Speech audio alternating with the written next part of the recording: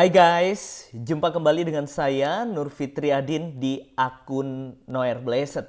Kiranya melalui video yang diunggah oleh akun ini boleh menjadi berkat bagi setiap kita. Kali ini kita akan membahas tentang surga ya. Ini menarik menjadi perhatian kita di mana statement dari Kainama yang mengatakan bahwa orang yang keluar dari Islam itu artinya membuang surga. Mengapa demikian? Karena di luar Islam tidak ada sorga. Ya, sebelum kita jauh membahas bagian ini, saya mengajak kita simak video berikut ini.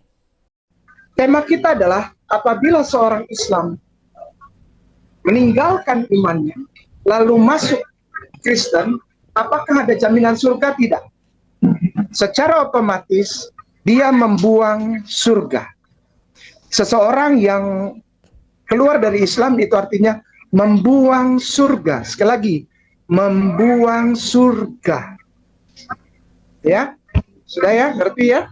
Karena di luar Islam tidak ada jaminan surga. Sekali lagi, dengan segala rasa hormat dan penuh kerendahan hati serta permohonan maaf, di luar Islam tidak ada jaminan surga. Baik, baru saja kita menyaksikan bagaimana statement Kainama yang dengan jelas mengatakan bahwa di luar Islam tidak ada sorga. Saya sependapat dengan apa yang dikatakan oleh Kainama ini ya, karena di luar Islam tidak ada sorga menurut versinya Islam ya teman-teman ya. Tetapi sorga versi lain itu ada. Ya, saya sependapat sekali. Kita akan melihat bagaimana versi sorga menurut Islam. Ini bukan kata saya, tetapi kata para ustadz ya teman-teman ya. Salah satunya berikut videonya. Ada ustadz atau guru ngaji bercerita tentang tamasya surga. Itu mata saya pasti melek, sahabat. Saya membayangkan betapa cantiknya itu wanita, 72 bidadari yang dikatakan melebihi daripada cantiknya artis-artis yang ada di dunia. Siapa sekarang asli ada di dunia ini katanya gitu. Kita sebutlah kalau zaman saya itu Niki Ardila gitu ya. Pada zaman-zaman saya itu lebih cantik jauh. Jadi kita berkhayal, berangan-angan betapa enaknya nanti itu di surga agama saya dulu. Secara daging ini kita berbicara ya, ada begitu gitu ya. Di dalam sebagian hadis Nabi menyebutkan ada di antara penduduk surga Allah berikan 70 bidadari. Yang apabila betis mereka saking putihnya, apabila ditampakkan ke dunia bisa menerangkan seluruh dunia yang gelap. Ya. Ini 70 bidadari selain istrinya yang ada di dunia, andai kata istrinya juga penduduk surga. Jadi di sini ada hiburan buat bapak-bapak yang ngebet poligami tapi belum bisa poligami. Jadi ibu-ibu yang tidak mau menerima poligami. Andai kata ibu di dunia nggak dipoligami, di surga ibu pasti dipoligami oleh suami ibu sendiri. Ibu terima. Baru saja kita menyaksikan sorga versi Islam yang tidak ada di luar Islam ya. Saya setuju banget dengan hal yang dikatakan oleh Ustadz itu ya teman-teman ya. Kita akan melihat bagaimana versi sorga di dalam iman kekristenan ya teman-teman. Mari kita perhatikan di dalam Matius 22 ayat yang ke-30.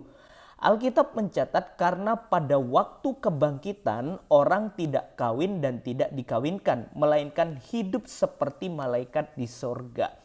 Ini jelas ya, versi sorga di dalam iman kekristenan tidak ada orang yang kawin dan tidak dikawinkan juga ya, melainkan hidup seperti malaikat di sorga.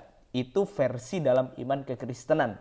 Yang menjadi pertanyaan tadi ya teman-teman, apakah ada janji di dalam Alkitab tentang sorga? Nah inilah teman-teman, saya meninggalkan agama saya yang lama karena saya yakin dan percaya bahwa Yesus Kristus itu menawarkan tentang kehidupan yang kekal. Mari kita perhatikan di dalam Yohanes 14 ayat yang kedua dan 3 ya teman-teman. Di situ dituliskan, di rumah Bapakku banyak tempat tinggal. Jika tidak demikian, tentu aku mengatakannya kepadamu, sebab aku pergi ke situ untuk menyediakan tempat bagimu. Dan apabila aku telah pergi ke situ dan telah menyediakan tempat bagimu, aku akan datang kembali dan membawa kamu ke tempatku, supaya di tempat di mana aku berada, kamu pun berada. Jadi sangat jelas di sini bahwa Yesus pergi ke sana, pergi ke sorga untuk menyediakan tempat bagi saudara dan saya yang percaya kepadanya. Nah, perhatikan janji Tuhan dalam Yohanes 14 ayat yang ke-6 ini merupakan ayat pertobatan saya. Saya menerima Yesus sebagai Tuhan dan Juru Selamat. Ya, salah satunya ini ayat yang mengubahkan hidup saya. Yohanes 14 ayat yang ke-6. Kata Yesus kepadanya, akulah jalan dan kebenaran dan hidup. Tidak ada seorang pun yang datang kepada Bapa kalau tidak melalui aku. Ini menjadi pertanyaan penting ya teman-teman. Mengapa harus Yesus? Ini menarik menjadi pembahasan kita. Mengapa Yesus memberikan hidup yang kekal? Mengapa harus Yesus jalannya menuju kepada sorga itu sendiri? Nah, teman-teman, tentunya ketika kita hendak pergi kepada suatu tempat yang kita belum tahu, harusnya kita mengajak orang yang sudah pernah pergi ke sana. Tentunya kita tidak akan sesat kalau ada orang yang tahu tempat di mana yang kita tidak tahu dan itu asing bagi kita. Tentunya tidak ada seorang pun yang pernah ke sorga. Bagaimana kita tahu bahwa kita tidak tersesat ke sana? Harusnya orang yang pernah ke sana yang akan bisa membawa kita tanpa kesesatan. Siapa dia? Yaitu Yesus Kristus. Mari kita lihat dalam Yohanes 3 ayat 13. Di situ dituliskan tidak ada seorang pun yang telah naik ke sorga selain daripada Dia yang telah turun dari sorga, yaitu Anak Manusia. Siapa Anak Manusia itu? Tidak lain adalah Yesus Kristus. Yesus yang pernah ke sorga, Dia tahu jalannya ke sana, makanya Dia menawarkan kehidupan yang kekal, jaminan hidup kekal, jaminan sorga bagi setiap kita, dan kita tidak akan pernah tersesat untuk menuju ke sana.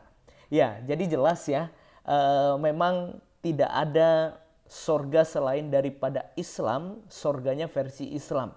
Tetapi ada yang lain, yaitu sorganya di dalam iman kekristenan tentunya ada ya guys ya. Saya sependapat sekali tentang apa yang sudah dikatakan oleh Kainama tersebut ya teman-teman.